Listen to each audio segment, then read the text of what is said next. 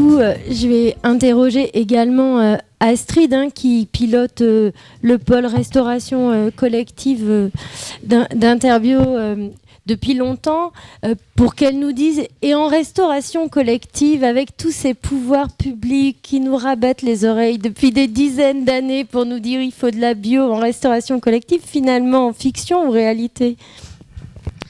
Moi, je vais rejoindre un peu Benoît donc, sur sa vision des choses. Alors oui, effectivement, Interbio depuis 3 ans, mais auparavant Agrobio Poitou-Charentes, donc restauration collective depuis 10 ans.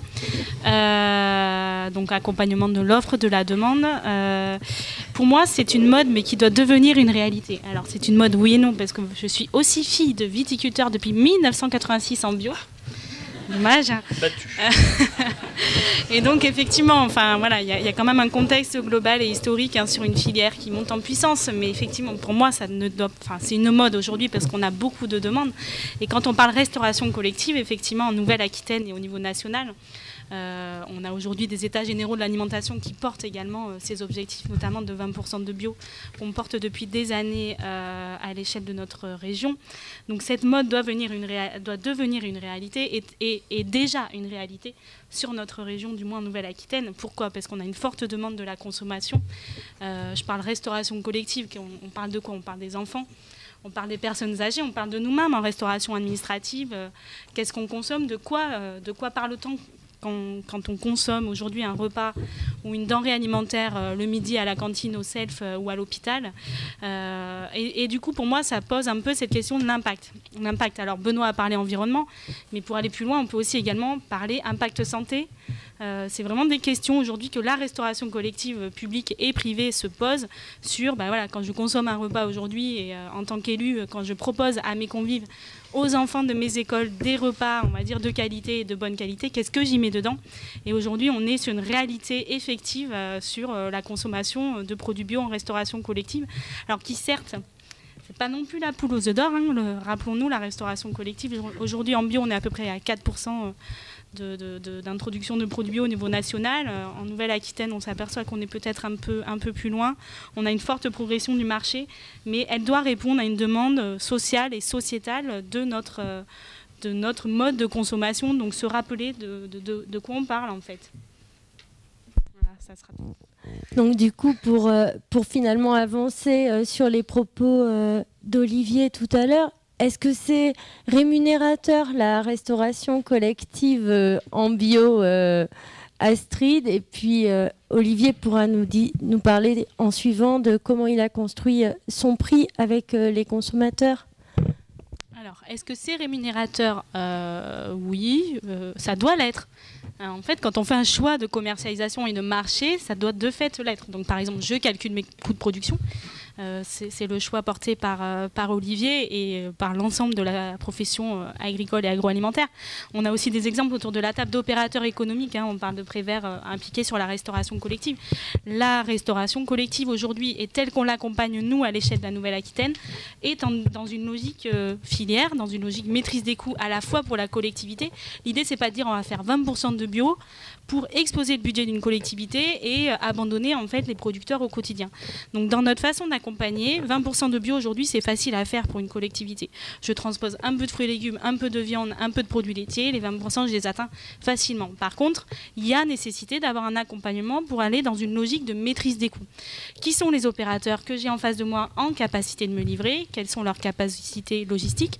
Quel est leur positionnement de prix? Ça c'est le positionnement d'une collectivité et le positionnement le questionnement qu'elle doit avoir au quotidien pour mieux maîtriser ses coûts. À minima pour 20%.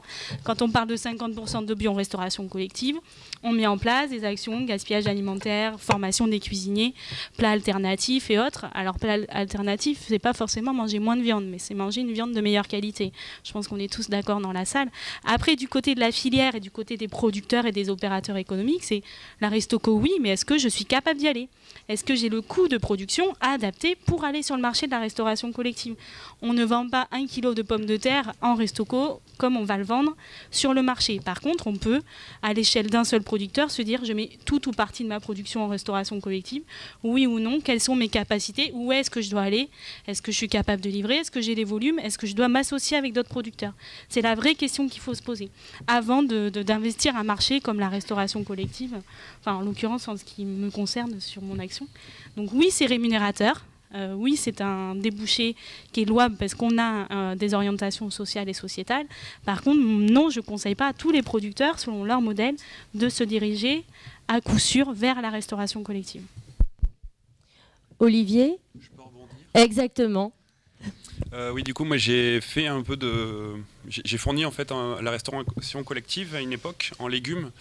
Ça a été un choix pour nous. On a arrêté en fait parce qu'à un moment on s'est retrouvé limité d'avoir la concurrence entre la vente directe et puis faire du demi-gros.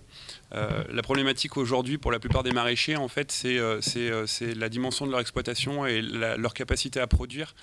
Produire pour la restauration collective, ça nécessite d'avoir du matériel, d'avoir de la surface et d'être apte aussi à produire des légumes qui soient calibrés, homogènes pour répondre à la demande des cuisiniers. Et là, je pense que réellement, par contre, il y a quelque chose à jouer pour les années futures. C'est qu'éventuellement, des personnes qui voudraient se convertir, ça pourrait être pour eux un débouché intéressant, qui ne souhaitent pas forcément faire de la vente directe, 40 légumes différents sur l'exploitation, mais plutôt cibler sur 2-3 légumes, maîtriser vraiment les itinéraires techniques et tout. Et je pense que là, il y a des choses à faire pour le coup en conversion. Ouais. Je crois que Benoît veut rebondir. Allez-y. Non, je veux juste compléter sur la restauration collective. Et donc ça fait maintenant plus de 10 ans que nous sommes impliqués dans la distribution de viande justement en restauration collective. Et je voulais dire que c'était un formidable enjeu pour nous que de faire perdurer et de développer alors je vais parler de la viande puisque c'est ce que je connais le mieux, la viande en restauration collective, puisque c'est un excellent moyen de gérer ce qu'on appelle des équilibres matières. Alors ça parle peut-être pas à tout le monde, des équilibres matières, mais il faut savoir qu'aujourd'hui le consommateur cuisine de moins en moins, le consommateur a des attentes saisonnières, etc. Et en fait, nous qui sommes des producteurs de viande, eh bien, on produit de la viande toute l'année, même quand les consommateurs n'en demandent pas. Donc la chance qu'on a avec la restauration collective, et depuis que nous avons lancé cette aventure-là, il y a maintenant 10 ans, ça nous permet aujourd'hui, une structure comme la nôtre, de collecter un peu plus de 1000 tonnes de viande sur le territoire de Nouvelle-Aquitaine en bio, et de revendre 1000 tonnes en bio. Ce qui est grâce notamment à la restauration collective, et j'encourage vraiment à continuer ça et à le développer encore plus. C'est vraiment ce qui va nous permettre justement d'accueillir de nouveaux producteurs, parce qu'il faut savoir qu'une cuisine centrale, quelle qu'elle soit, commande tout de suite des volumes qui sont importants et qui nous permet tout de suite d'absorber des nouveaux producteurs qui souhaiteraient arriver vers le bio.